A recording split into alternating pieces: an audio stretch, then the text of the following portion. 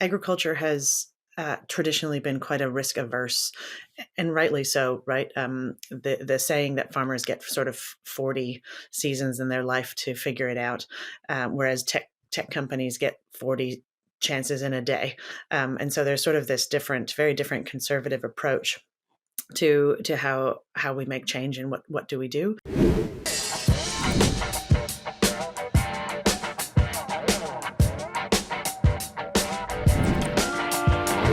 Hey everyone, welcome to another Wisenetix Podcast episode where we explore leadership and innovation within agriculture. Today, our guest speaker is a very special guest, Melissa Baer. She's the CEO of Backstory. She's going to be sharing a little bit more about her background and her journey in the industry. She's a Canadian. She was born in Canada, grew up involved in organic farming, moved to New Zealand, and today she's leading Backstory, a company that is focused on digitalizing farming practices and helping brands meet consumer expectations. Welcome, Melissa. Hi, great to be here. Yeah, great having you.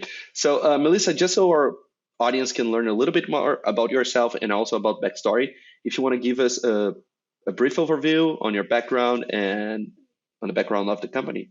Yeah, absolutely. Thank you. So as you mentioned, I grew up in Canada and on an organic farm, which was certified in the 80s. And I was born then, so we don't do the math on that one. But then, as a result, got to experience the early days of organic, and I got to experience the challenges that a lot of organic farmers faced, and also the challenges that were the consumers faced in trying to access and understand kind of what quality meant or what organic actually meant. So I got to see the rise and fall of that certification or that trust mark, and the effect that had on how consumers purchase and trust brands and food in the supermarket. So that was a real almost like a PhD in understanding value chain functions and dynamics and business models. So I became obsessed with the business models through the value chain. Fast forward a little bit, because I played rugby, I moved to New Zealand, and now I run a tech company, and this is really just the same mission, just reformatted. Is how do we, in the longer supply chain, actually create more connection and do a better job of telling that story and connecting humans back to their food and where it comes from, because there's so much beautiful benefit that comes from that that's hard to quantify, and in doing so we hope we can help brands be more successful and humans be healthier and the planet be healthier. When we first met, you were sharing a little bit more about your story and about the company, and you mentioned that story is about simplifying the supply chain and bringing more transparency for consumers, for producers, and people involved in agriculture. What would you say are the biggest challenges you faced in bringing this digitalization into agriculture? Simply put, probably data is a challenge, which I think we're going to touch on through this, but paradigms as well. So agriculture has traditionally been quite a risk averse, and rightly so, right? The saying that farmers get sort of 40 seasons in their life to figure it out, whereas tech companies get 40 chances in a day. And so there's sort of this very different conservative approach to how we make change and what do we do. So paradigms and business models. The other thing is that when you're disrupting the incumbent, there's a lot of capital invested in a certain way of doing things, and so the immune systems of the existing organizations really don't like having new ideas come about. So the question we always face is, do we disrupt from the inside, or do we disrupt kind of coming out of left field? And that is really the challenge of people's ideas, as well as how do you actually change this? It's very, very complex. Yeah, I thought it was very interesting when you brought this. The first time I had never thought about it, that, okay, farmers, they have like 40 cycles, let's call, to learn how to do things, how to improve things. And that's probably, yes, one of the reasons why, there's more of a conservative approach on how we do things, right? There's a lot of risk. And you brought all these challenges. how do you overcome those challenges? What's the deal here? How do you work? How do we overcome those challenges? the, we always have to look for how it's easier. We always have to, the way that we approach it is like a pace and lead. So what problem can we solve now? And it's in a small way, just to bring them the next step on that journey. So the way we're looking at it is how do we solve today's problems, but that will set us up for solving tomorrow's problems.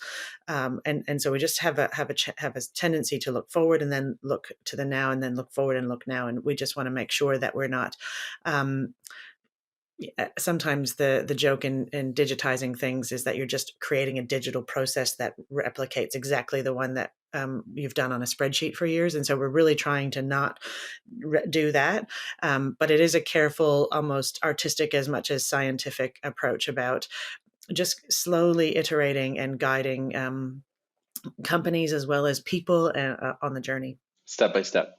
Yes. Small steps. And so one of the things we're going to be discussing today is our, this growing demands for more sustainable and transparent production, right?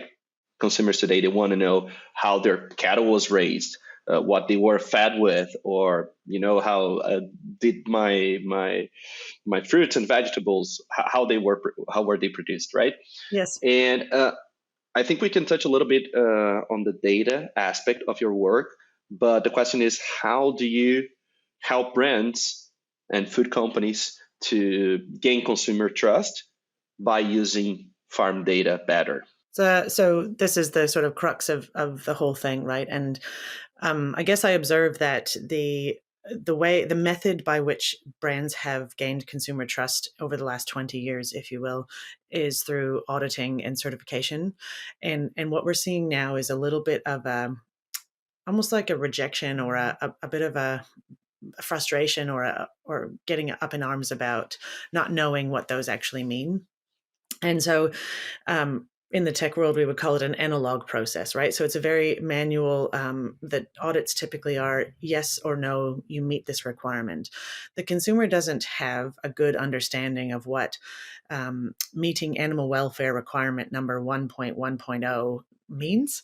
And so it doesn't live in their minds or in their hearts, right? And so that's where we're starting to get this disconnect. And you're starting to see that these certifications, while they have been a proxy for trust so far, there's now this increasing awareness that agriculture is not standard in any way, right? From Brazil to New Zealand to America to Europe, even amongst a state or a region, how do you actually pack all that into one standard? And so it becomes hard to trust. And consumers are latching on to this. A good example that I wrote about was the B Corp. B Corp starts to certify lots of companies, but your spidey sense as a human goes, if Nescafe can be certified as a B Corp and a company for good, can I really trust that? And there's sort of this like real disconnect. And so that's where the way that we have managed to build trust is sort of falling apart. And so what we're proposing is that this data as a story. So what underpins, what substantiates those certifications? So is it imagery? Is it a collection of data points? What is it that you can start to showcase to the end consumer that actually means something to them? A good example we see in Australia was Honest Eggs, and they put like chicken cameras in the laying houses. And they went overnight. Their demand just exploded. They couldn't meet the demand, and they continuously get, premium shelf space and that kind of thing. And they're getting almost double what the next closest free range egg is getting. And that just goes to show that something that means something to a consumer is simple enough to understand actually will go a long way to building trust. The other part is that we can't rely on a big giant corporate campaign, one and done, and those are too costly to do. And as we're seeing this social media world evolve, the DNA of trust is, what have you done for me lately? So how do you continuously build content and be front of mind and build a series of data points that actually build trust in the consumer's mind. So that consistency over time. It's not what you did at Times Square on your ad campaign. It's what you've done over a series of interactions and time that actually builds trust. And so we're enabling that at scale to reduce the cost of developing that content at the speed and pace that is now required of brands to do that, so that they can tell a more authentic, substantiated end story to the end consumer. That's interesting. And so we were talking a little bit about the difference, a little bit of the challenges is there's not a very standardized framework, right, for data, for example, different from industries like the healthcare, pharmaceutical companies, and all of that. How does the implementation of these digital tools, how do they impact your work, and how does Backstory solve these issues with the lack of standardization? Yeah, so you make a really good point. The data in other industries is a bit more organized or structured, if you will, and has some standards. Agriculture, just partly because of the nature of it, excuse my pun, is that it's very not standard. We experience it even in New Zealand, from taxonomy, even words, what do they mean?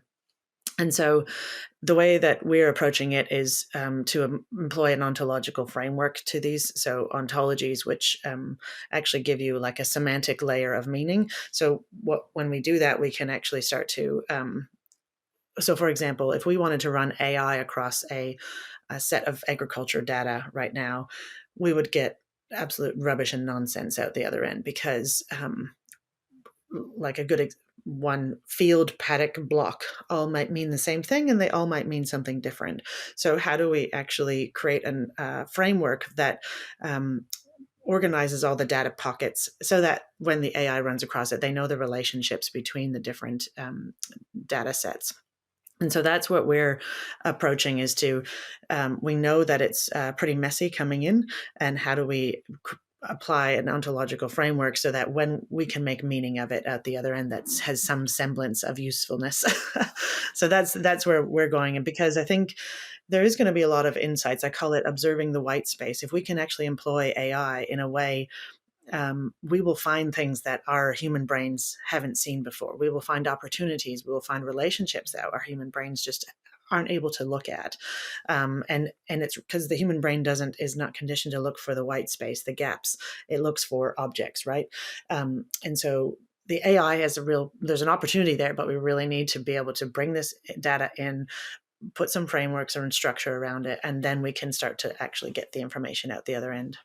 So Backstory's work actually involve connecting with all those farmers, producers, people within the supply chain,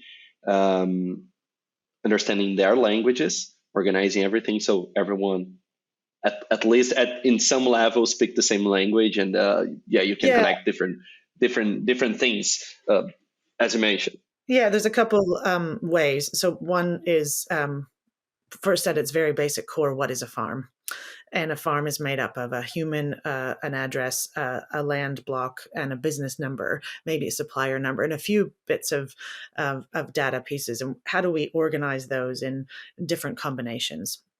So that's kind of the first level, because if we don't have that, we actually can't even have carbon numbers that are auditable back to the farm. And so that's the first sort of order of business, if you will. As we go along, we're actually looking at how do you translate what is, say, a cover cropping or a no-till practice into the way that human beings understand it. So that's another layer of organizing the data to go.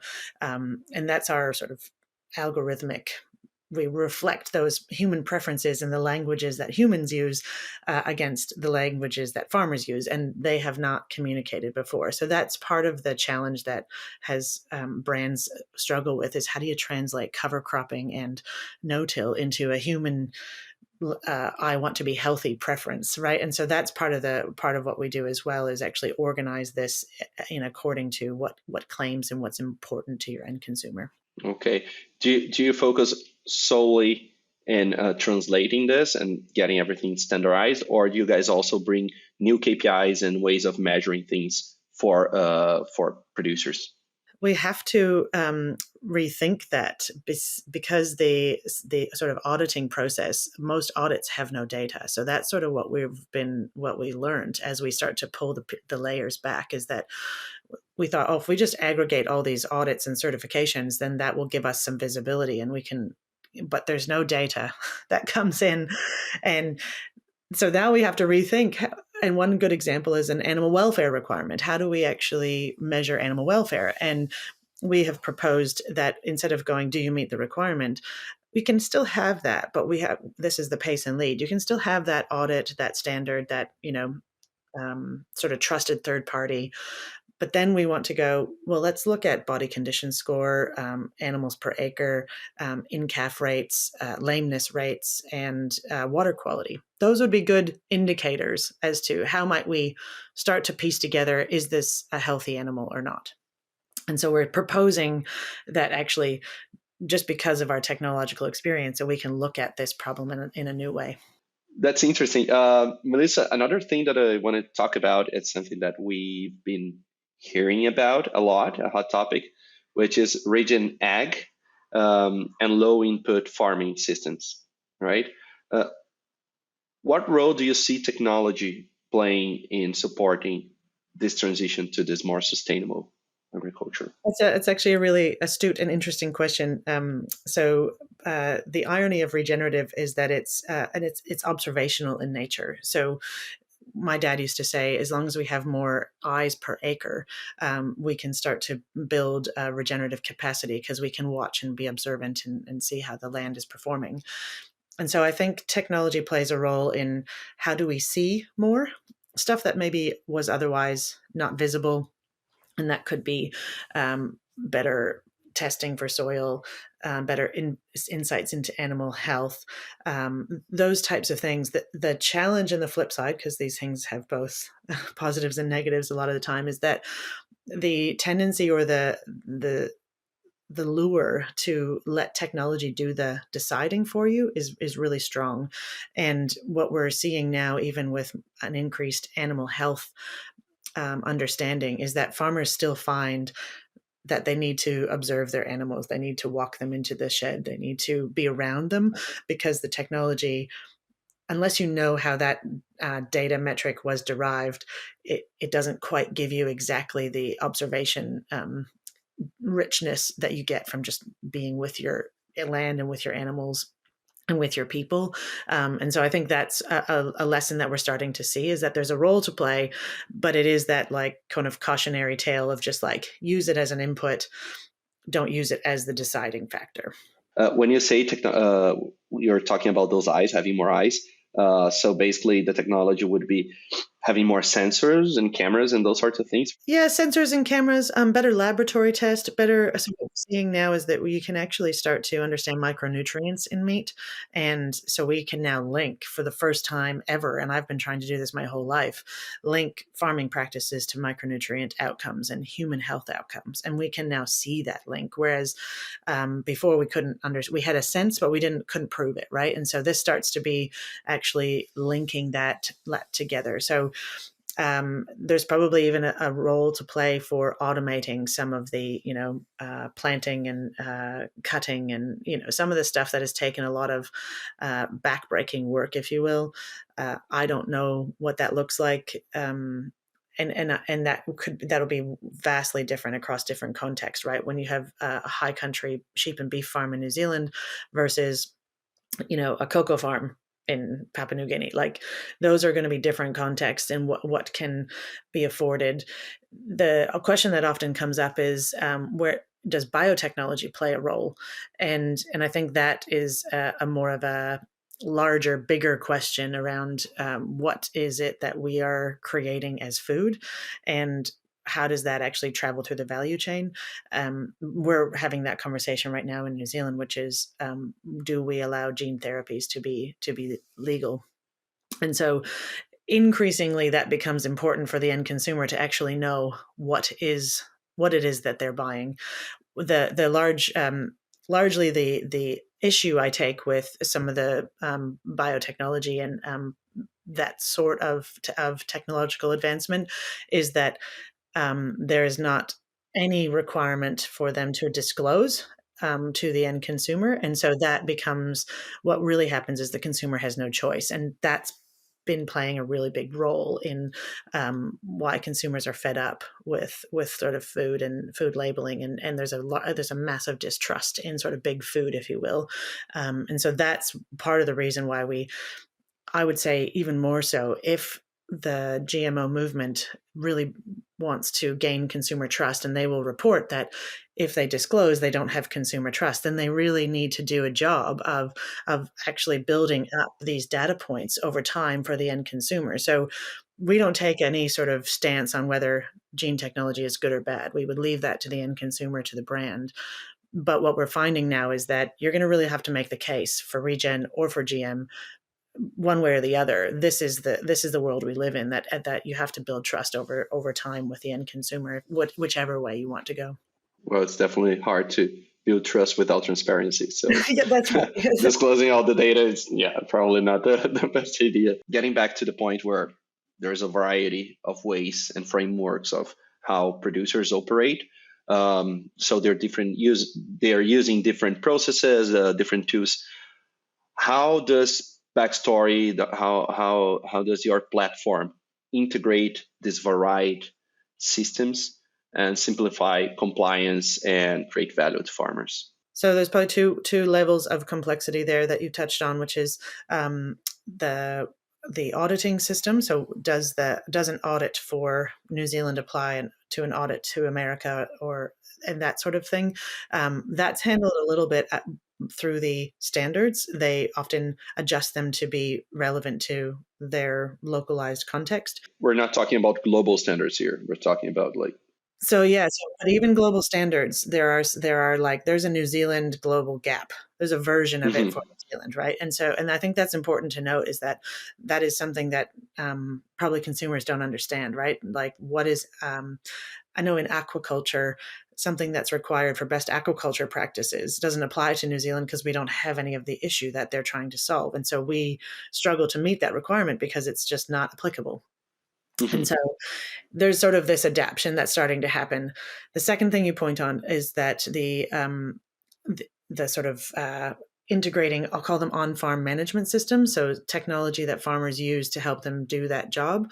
And what we're doing is just making that easily pulled into a shareable place. So the challenge that farmers often face is you have many different systems and they don't talk to each other.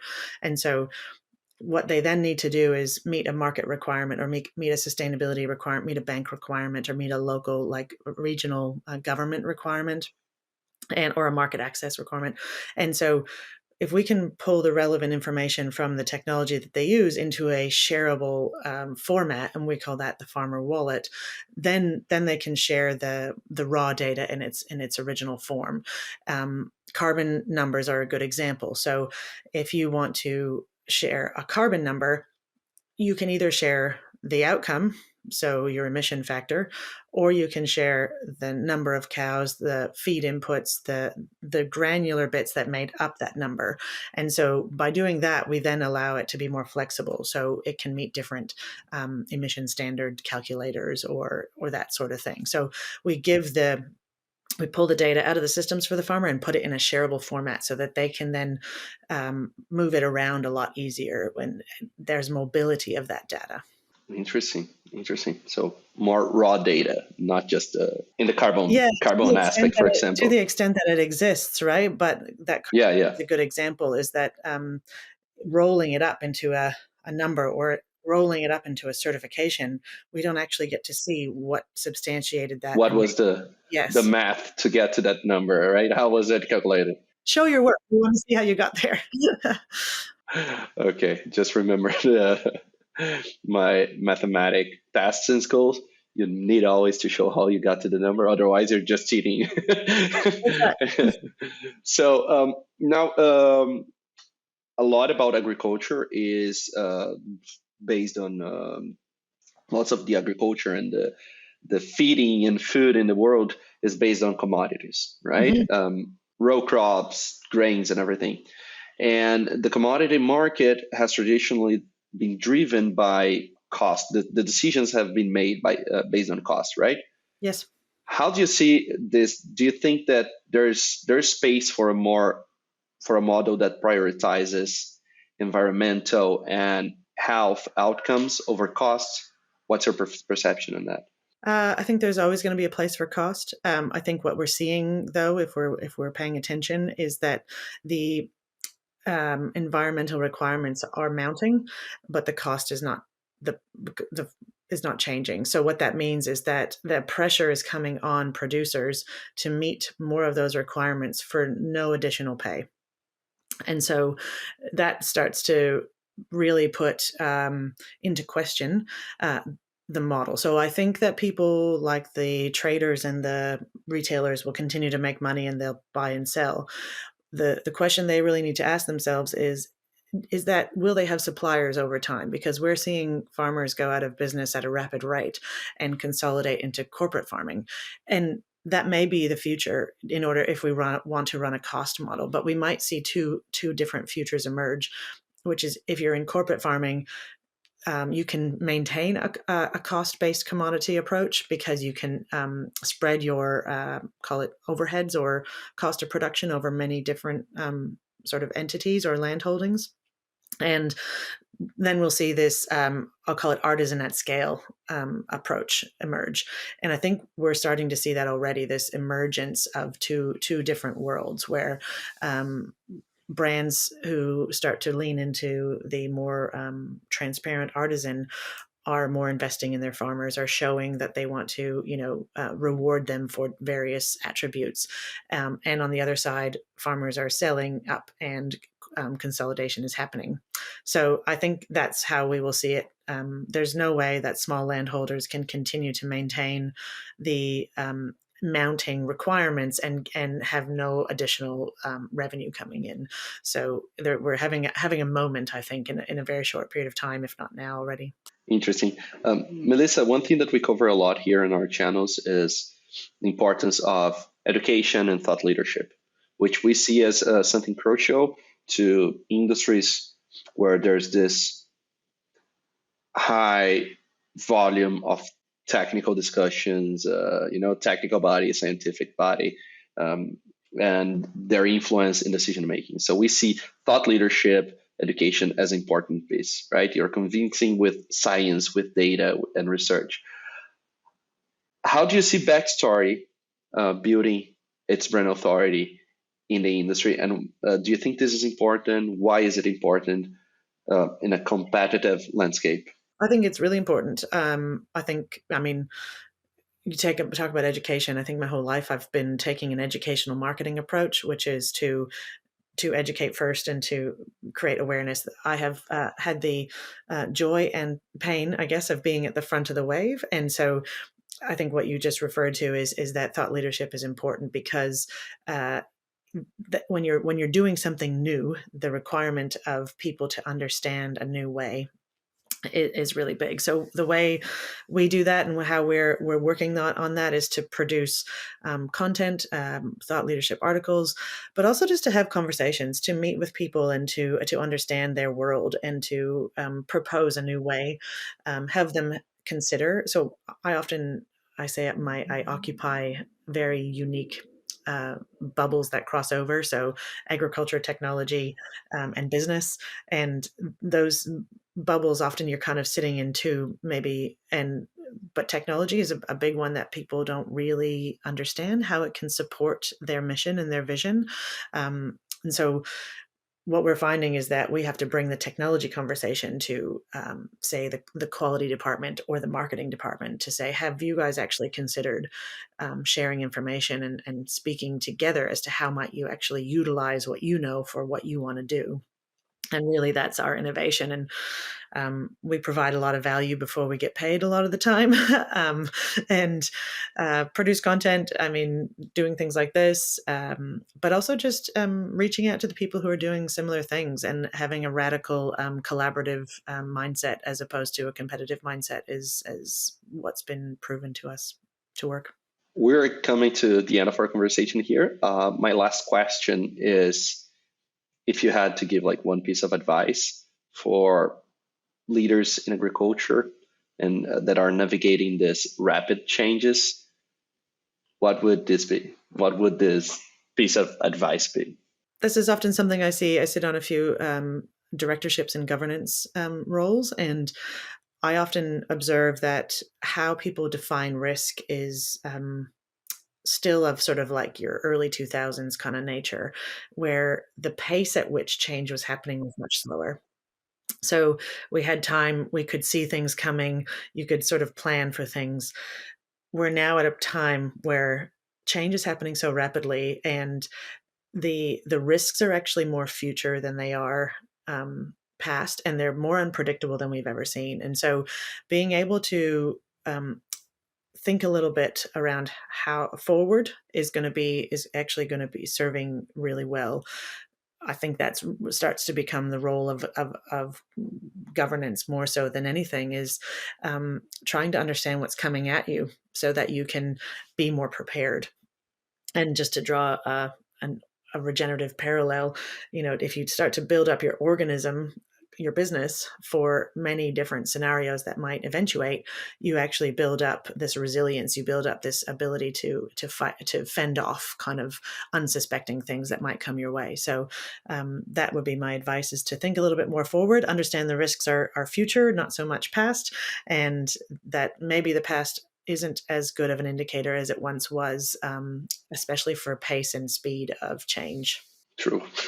Melissa, if people wanted to connect with you and learn more about your work, learn more about Backstory, what are the best channels? I'm on LinkedIn. So I'm Melissa Baer on LinkedIn, and Backstory, we share a lot about our work. And find me on my website, backstorytech.com. Love to hear from you. We've got a bit of a, do your own analysis. How strong is your backstory there? So check that out and see if see how strong your backstory is. That's awesome. Melissa, appreciate your time appreciate you, taking the time to share more about your experience and about your work with our audience. For our audience, Melissa's name is somewhere here in the screen, in the title probably. And we're also tagging her on LinkedIn so you guys can find her easier. And thank you so much for taking the time. Thank you so much. It's inspiring to see that you're paving the way for a more sustainable and transparent agriculture. I think that's a very important thing for us, not just in the future but in our present. And it's just nice to see people taking putting their efforts on that. And for our audience, thank you for your company, and I hope to see you guys on our next episode. Thank you and bye. See you later.